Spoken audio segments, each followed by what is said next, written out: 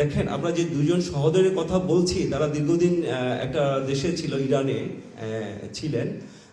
তারা ওখান থেকে এই ব্যবসা পর্যবেক্ষণ করেছেন বা হয়তোবা সম্পৃক্ত ছিল। আমরা আরো সামনে এটা তদন্তের মাধ্যমে উদ্ঘাটন করতে পারবো। তবে আমরা প্রাথমিকভাবে যেটা জেনেছি, তারা ওখান থেকে এই ব্যবসাটা কিভাবে পরিচালনা করতে হয় সেটা শিখে তারা বাংলাদেশে এসে এই ব্যবসাটা চালাচ্ছিল।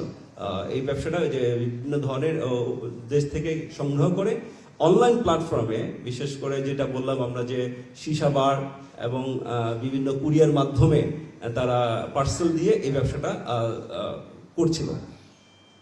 আমরা তদন্ত করে দেখছি আরো, কারণ আমরা এই ক্ষেত্রে কিছু গ্রাহক যারা তাদের থেকে কিনতো, ক্রয় করতো, তারা যারা বাইরে থেকে আনতো এবং বড় মাপের যারা বিক্রি করতো, সেটার একটা আমরা পেয়েছি কিছু, সেগুলো আমরা অনুসন্ধানের প্রেক্ষিতে এখানে বলছি না, সেটা কার্যক্রম চলমান আছে। পরবর্তীতে আরো কিছু বিষয় আসলে আমাদের নজরে আসলে আমরা আপনাদেরকে জানাবো। এটার সাথে সম্পৃক্ত আরো আছে। আমরা বড় অঙ্কের একটা লিস্ট পেয়েছি, যাদের ক্রেডিট লিস্ট এবং পেমেন্ট, যে অনলাইন পেমেন্ট যারা দিত MFS এর মাধ্যমে, যে তারা ডিলিংস করতো, ব্যবসায়ী অবৈধ ব্যবসা চালাতো, সেই তথ্যগুলো আমাদের অনেকগুলো তথ্য আছে, সেগুলো আমরা পর্যালোচনা করছি।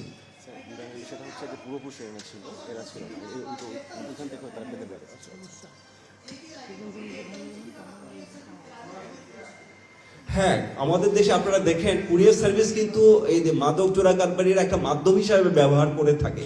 তারা বিভিন্ন ধরনের ক্যারিয়ার ইউজ করে, তার মধ্যে কুরিয়ার সার্ভিস একটা অংশ। তাদের বিভিন্ন তার রুট চেঞ্জ করে, ধরন চেঞ্জ করে, পর্যায়ক্রমে সময় বেসিসে কোনো একটা জায়গায় আমরা যখন ফোকাস করি তখন অন্য কোনো একটা মাধ্যম ব্যবহার করার চেষ্টা করে। তো সেটারই একটা প্রক্রিয়া তারা কুরিয়ার সার্ভিস ব্যবহার করছিল।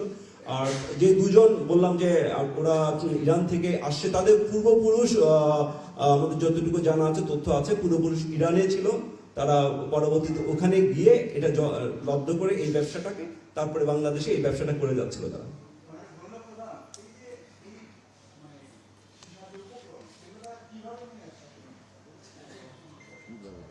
আচ্ছা, এটাও একটা মাধ্যম, আনার মাধ্যমটা বিভিন্ন ধরনের তো হয়ে থাকে। যেহেতু এরা কুরিয়ার সার্ভিস ব্যবহার করতেছে, তার মানে বলা হচ্ছে যে এখানে তারা আন্তর্জাতিক কুরিয়ার মাধ্যমে ব্যবহার করতে পারে, বাই হ্যান্ড ফিজিক্যালি নিয়ে আসতে পারে কোনো একটা। এখন তো জানেন আপনাদের দেশে অনেক ধরনের কুরিয়ার সার্ভিস প্রচলিত আছে।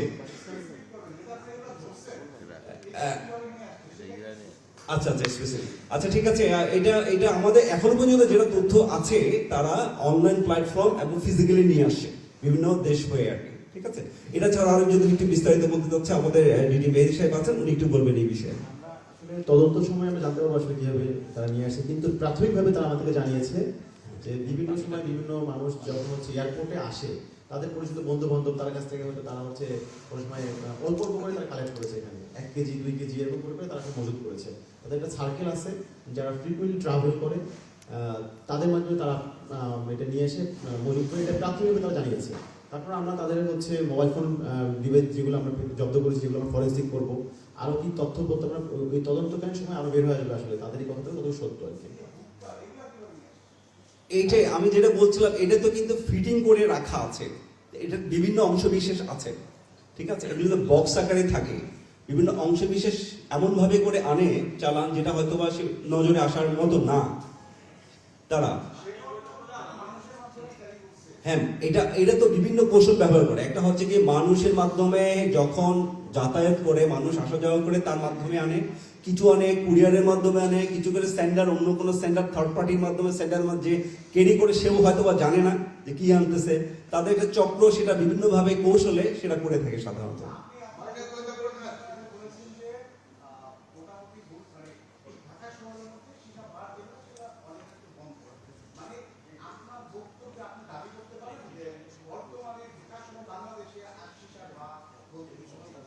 আমাদের লাস্ট আপডেট, আমরা ইতিপূর্বে গতকালকেও আমরা একটা ক্লোজলি আলোচনা করেছি ডিজি স্যার সহ আমাদের ঢাকা গোয়েন্দা টিম, আমি সেটা হচ্ছে আমরা যতটুকু আমাদের তথ্য আছে অনেক সীমিত হয়ে গেছে। এটা ছাড়াও ঢাকা এবং ঢাকার বাইরে কয়েকটা 2টা বিভাগীয় শহরে আমরা আইডেন্টিফাই করেছি, এবং আমাদের যে একটা ট্যুরিজম জোন আছে ওখানে আমরা আইডেন্টিফাই করেছি। আমরা সেটা চেষ্টা করতেছি সেটারও উদ্ঘাটন করার জন্য, সেটা হয়ে গেলে মনে বলতে পারি এটা ছাড়া এই চারটা জোন ছাড়া সীমিত আমাদের কিছু তথ্য আছে, সেটা আমরা ম্যাচিউর যখন হবে তখন আমরা সেটা সেই লেভেলে কার্যক্রম করব। হলে আশা করি এটার এখন আপাতত সিসাবারে সেই বড় ধরনের কোনো কিছু নাই।